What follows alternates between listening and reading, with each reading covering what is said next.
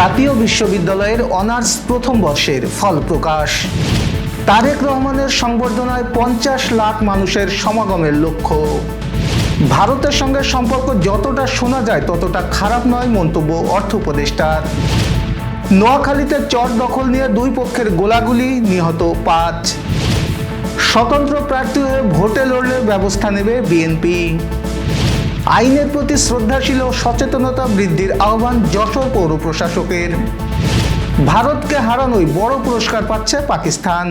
দর্শক, আমাদের রাতের আয়োজনে আপনাদের সাথে আছি আমি এস.এম. আরিফ। শুনছিলেন প্রধান শিরোনাম। এছাড়াও রয়েছে দক্ষিণ পশ্চিমাঞ্চলের রাজনৈতিক, সামাজিক, অর্থনৈতিক ক্ষেত্রের বিভিন্ন গুরুত্বপূর্ণ খবর। বিস্তারিততে যাওয়ার আগে আপডেট খবর পেতে গ্রামের কাগজের ইউটিউব চ্যানেলে সাবস্ক্রাইব এবং ফেসবুক পেজ ফলো করে রাখুন। জাতীয় বিশ্ববিদ্যালয়ের অধীনে অনুষ্ঠিত 2024 সালের অনার্স প্রথম বর্ষ পরীক্ষার ফলাফল প্রকাশিত হয়েছে আজ বিকেলে। বিশ্ববিদ্যালয়ের একাডেমিক কাউন্সিল এবং সিন্ডিকেটের অনুমোদন সাপেক্ষে আনুষ্ঠানিকভাবে এই ফল প্রকাশ করা হয়। এবারের পরীক্ষায় গড় পাশের হার 87.04%। নিয়মিত, অনিয়মিত ও মান উন্নয়ন সহ মোট পরীক্ষার্থী ছিল 4,43,729 জন। জাতীয় বিশ্ববিদ্যালয়ের বিজ্ঞপ্তিতে জানানো হয়েছে 2024 সালের অনার্স প্রথম বর্ষের পরীক্ষায় সারা দেশের 877টি কলেজের শিক্ষার্থীরা অংশগ্রহণ করেছিলেন। মোট 343টি কেন্দ্রে অনুষ্ঠিত এই পরীক্ষার প্রকাশিত ফলাফল জাতীয় বিশ্ববিদ্যালয়ের অফিসিয়াল ওয়েবসাইট থেকে সরাসরি দেখা যাবে। কর্তৃপক্ষ জানিয়েছে, প্রকাশিত ফলে কোনো ধরনের অসঙ্গতি বা ভুল পরিলক্ষিত হলে তা সংশোধন কিংবা প্রয়োজনে সম্পূর্ণ ফল বাতিল করার ক্ষমতা জাতীয় বিশ্ববিদ্যালয় কর্তৃপক্ষ সংরক্ষণ করেন। ঢাকায় বিএনপির ভারপ্রাপ্ত চেয়ারম্যান তারেক রহমানের সংবর্ধনা অনুষ্ঠানে 50 লাখ মানুষের সমাগম হবে বলে আশাবাদ ব্যক্ত করেছেন দলটির সিনিয়র যুগ্ম মহাসচিব এবং অভ্যর্থনা কমিটির সদস্য সচিব রুহুল কবির রিজভী। আজ দুপুরে রাজধানীর 300 ফিটে অভ্যর্থনা মঞ্চ পরিদর্শনে এসে তিনি এই আশাবাদ করেন। রিজভী বলেন, বিভিন্ন জেলা থেকে লোক আসা শুরু হয়েছে, সুতরাং 25 ডিসেম্বর এখানে মানুষের মহামিলন ও মহামেলায় পরিণত হবে। তিনি বলেন, নিরাপত্তার প্রথম দায়িত্ব সরকারের, এরপর দলের। মঞ্চের সামনে পুলিশের পাশাপাশি টহল দিচ্ছে সেনাবাহিনী। সার্বিক নিরাপত্তা নিশ্চিত করতে কিছুক্ষণ পরপর দফায় দফায় গাড়িতে করে মঞ্চ পরিদর্শন করতে আসছে সেনাবাহিনীর বিভিন্ন টিম। ভারতের সঙ্গে সম্পর্ক তিক্ত না করতে অন্তর্বর্তী সরকারের চেষ্টা চালিয়ে যাচ্ছে বলে জানিয়েছেন অর্থ উপদেষ্টা ডক্টর সালাউদ্দিন আহমেদ। মঙ্গলবার সচিবালয়ে সরকারি ক্রয় সংক্রান্ত মন্ত্রিসভা কমিটির বৈঠক শেষে সাংবাদিকদের এক প্রশ্নের জবাবে তিনি এই কথা বলেন। অর্থ উপদেষ্টা বলেন, ভারতের সাথে সম্পর্ক খুব খারাপ হবে না। বাইরে যতটা শোনা যায়, বাস্তবে সম্পর্ক ততটা খারাপ নয়। আমরা অবশ্যই ভারতের সাথে সুসম্পর্ক বজায় রাখতে চাই, আমরা চেষ্টা করে যাচ্ছি। তিনি আরও বলেন, ভারতের সাথে সম্পর্ক উন্নয়নে প্রধান উপদেষ্টা নিজেও চেষ্টা চালিয়ে যাচ্ছেন। বর্তমানে বিভিন্ন মহল থেকে যেসব ভারত বিরোধী বক্তব্য আসছে সেগুলো একান্তই রাজনৈতিক। এ ব্যাপারে সরকারের বিশেষ কিছু করার নেই। তবে ভারতের সাথে আমাদের বাণিজ্যিক এবং নীতিগত বিষয়গুলোকে আলাদাভাবে দেখতে হবে। আমরা চেষ্টা করছি কোনোভাবেই যেন বড় এই প্রতিবেশীর সাথে তিক্ততা তৈরি না হয়। নোয়াখালীর দ্বীপ উপজেলা হাতিয়ার জাগলার চরে আধিপত্য বিস্তারকে কেন্দ্র করে গোলাগুলিতে 5 জন নিহত হয়েছেন। এ ঘটনায় আরও অন্তত 8 থেকে 10 জন আহত হয়েছেন। আজ সকাল 10টার দিকে উপজেলার শুকচর ইউনিয়নের 7 ও 8 নম্বর ওয়ার্ডের সীমান্তবর্তী জাগলার চর গ্রামে এই সংঘর্ষের ঘটনা ঘটে। নিহতদের মধ্যে একজন হলেন আলাউদ্দিন, অন্যদের নাম পরিচয় জানা যায়নি। স্থানীয়রা জানিয়েছেন, জাগলার চরের জমি এখনো পর্যন্ত সরকারিভাবে কাউকে বন্দোবস্ত দেওয়া হয়নি। এই সুযোগে গত 5 আগস্টের পর জাহাজমারা ইউনিয়নের কোপাশামচু বাহিনী এই চরের বেশ কিছু জমি বিক্রি করে। পরে শুকচর ইউনিয়নের আলাউদ্দিন বাহিনী ওই জমির দখল নিতে মরিয়া হয়ে ওঠে। এক পর্যায়ে আলাউদ্দিন বাহিনী আরও বেশি দামে কিছু জমি বিক্রি করে। উভয় পক্ষ আলাদাভাবে চরের জমি বিক্রির চেষ্টা চালাতে থাকে। এই নিয়ে দুই পক্ষের মধ্যে একাধিকবার বিরোধ ও উত্তেজনার সৃষ্টি হয়। দলের সিদ্ধান্তের বাইরে গিয়ে জাতীয় নির্বাচনে স্বতন্ত্র প্রার্থী হয়ে ভোটে লড়লে ব্যবস্থা নেওয়া হবে বলে জানিয়েছেন বিএনপি মহাসচিব মির্জা ফখরুল ইসলাম আলমগীর। আজ রাজধানীর গুলশানে দলীয় চেয়ারপারসনের রাজনৈতিক কার্যালয়ে এক সংবাদ সম্মেলনে তিনি এই কথা বলেন। মির্জা ফখরুল বলেন, নির্বাচনের দিকে যাচ্ছে বাংলাদেশ। নির্বাচিত সরকার দেশকে কল্যাণের দিকে এগিয়ে নেবে প্রত্যাশা। নির্বাচনের কার্যক্রম ব্যাহত করতে চক্রান্ত করছে একটি মহল। তিনি অভিযোগ করে বলেন, আইন শৃঙ্খলা রক্ষায় সরকার ব্যর্থতার পরিচয় দিয়েছে। সরকারের প্রতি যে আস্থা ছিল, বিশ্বাস করি তারা সেটি রাখবেন। দেশে নির্বাচনের পরিবেশ তৈরিতে সরকারকে আরও সচেতন হওয়ার আহ্বান জানাচ্ছি। এবার যশোর সহ আঞ্চলিক সংবাদ।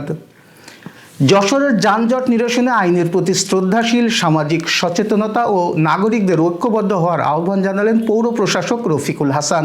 আজ পৌরসভা মিলনায়তনে যশোর যানজটমুক্ত নিরাপদ যাতায়াতের শহর চাই বিষয়ক মিডিয়া ক্যাম্পেইনে প্রধান অতিথির বক্তব্যে তিনি এইসব কথা বলেন। গ্রামের কাগজ ও জন উদ্যোগ যশোর এই মিডিয়া ক্যাম্পেইনের আয়োজন করে। গ্রামের কাগজ সম্পাদক মবিনুল ইসলাম মবিনের সভাপতিত্ব ও সঞ্চালনায় ক্যাম্পেইনে প্রধান অতিথি পৌর প্রশাসক রফিকুল হাসান বলেন, সমস্যাগুলো চিহ্নিত হলেও সমাধান হচ্ছে না। এজন্য সবারই আইনের প্রতি শ্রদ্ধাশীল ও সামাজিক সচেতনতা দরকার। পাশাপাশি সমস্যা সমাধানে নাগরিকদেরও ঐক্যবদ্ধ হওয়া দরকার। ক্যাম্পেইনে বিশেষ অতিথি যশোর ট্রাফিক পুলিশ পরিদর্শক ইউসুফ আলী চৌধুরী বলেন, যশোর শহরের যানজট নিরসনে তাদের বেশ কিছু পরিকল্পনা রয়েছে। ট্রাফিক আইনের প্রতি সচেতনতা বৃদ্ধির পাশাপাশি আইনের প্রয়োগ করে শহরে শৃঙ্খলা ফিরিয়ে আনতে তারা কাজ করবেন। ক্যাম্পেইনে মূল প্রবন্ধ উপস্থাপন করেন গ্রামের কাগজের বার্তা সম্পাদক মিলন রহমান। জাতীয় সংসদ নির্বাচন সামনে রেখে শান্তিপূর্ণ অবস্থা বজায় রাখার লক্ষ্যে ঝিনাইদহ ৩ আসনের মহেশপুর উপজেলায় পুলিশ মোটরসাইকেল চেকিং শুরু করেছে। আমাদের প্রতিনিধি আব্দুর রহমান জানিয়েছেন, আজ সকালে এসআই বনি আমিন ও সার্জেন্ট হাবিবুর রহমান ও রাসেলের নেতৃত্বে মহেশপুর কলেজ বাস স্ট্যান্ডে মোটরসাইকেল চেকিং শুরু করে। এ সময় পুলিশের পক্ষ থেকে মোটরসাইকেল লাইসেন্স, হেলমেট, অন্যান্য কাগজপত্র আছে কিনা জিজ্ঞাসাবাদ করে। দুপুর পর্যন্ত 12টি মোটরসাইকেল আটক করা হয়েছে এবং মোটরযান আইনে মামলা হয়েছে।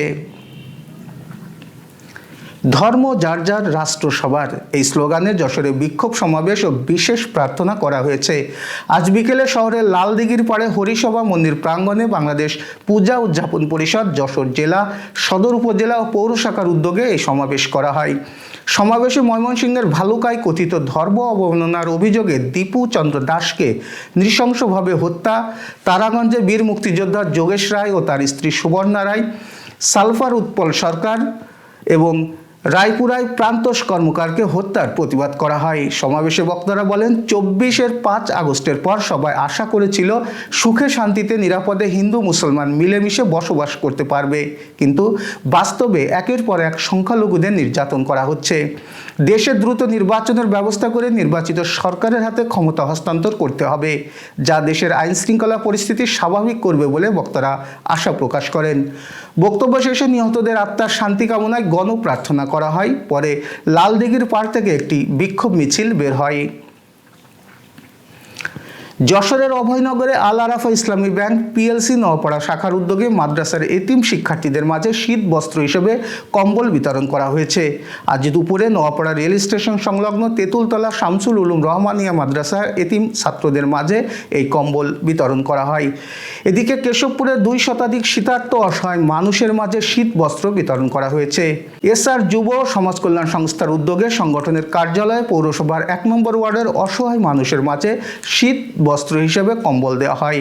সংস্থার সভাপতি মাস্টার ইমতিয়াজ উদ্দিনের সভাপতিত্বে এ সময় সাবেক ব্যাংকার মোহনলাল হালদার, আব্দুল আজিজ, খোরশেদ আলম সহ এসআর ব্লাড ব্যাংকের সদস্যরা উপস্থিত ছিলেন। Renaissance hospital and diagnostic centre. রেনেসাতেই মিলছে কম খরচে উন্নত সেবা, তাই নিশ্চিন্তে আমাদের সেবা নিন, সুস্থ থাকুন। Renaissance hospital and diagnostic centre, সদর হাসপাতাল মোড়, দরাটানা, যশোর। দর্শক, শেষ করব খেলার সংবাদ দিয়ে। এশিয়া কাপের ফাইনালে প্রায় 3 মাস আগে পাকিস্তানকে হারিয়ে শিরোপা জিতেছিল ভারত। নানা জটিলতার কারণে এখনও সেই ট্রফি হাতে পাননি সূর্যকুমার যাদব ও জসপ্রীত বুমরারা। এর মধ্যে রোববার অনূর্ধ্ব-19 এশিয়া কাপের ফাইনালে আবারও মুখোমুখি হয় ভারত ও পাকিস্তান। তবে এবার জয় এসেছে পাকিস্তান যুবাদের হাত ধরে। ভারতকে হারিয়ে চ্যাম্পিয়ন হয় পাকিস্তানের ক্রিকেটারদের জন্য বড় অঙ্কের পুরস্কার ঘোষণা করা হয়েছে। পাকিস্তান অনূর্ধ্ব-19 দলের প্রধান কোচ ছিলেন 2017 চ্যাম্পিয়নশিপ ট্রফিজয়ী দলের অধিনায়ক সরফরাজ আহমেদ। তিনি জানান, প্রধানমন্ত্রী শেহবাজ শরীফ প্রত্যেক ক্রিকেটারকে 10 মিলিয়ন পাকিস্তানি রুপি, বাংলাদেশি মুদ্রায় প্রায় 43 লাখ টাকা করে পুরস্কার দেওয়ার ঘোষণা করেছেন এবং আশা প্রকাশ করেছেন যে ভবিষ্যতেও তারা দেশকে গর্বিত করবে। এই ছিল আজকের রাতের আয়োজন। এরপর সকালের খবর দেখার আমন্ত্রণ জানাচ্ছি। শীতে পরিবারের বয়স্ক ও শিশু সদস্যদের বাড়তি যত্ন নিন, সতর্ক থাকুন ডেঙ্গু প্রতিরোধেও। শুভরাত্রি।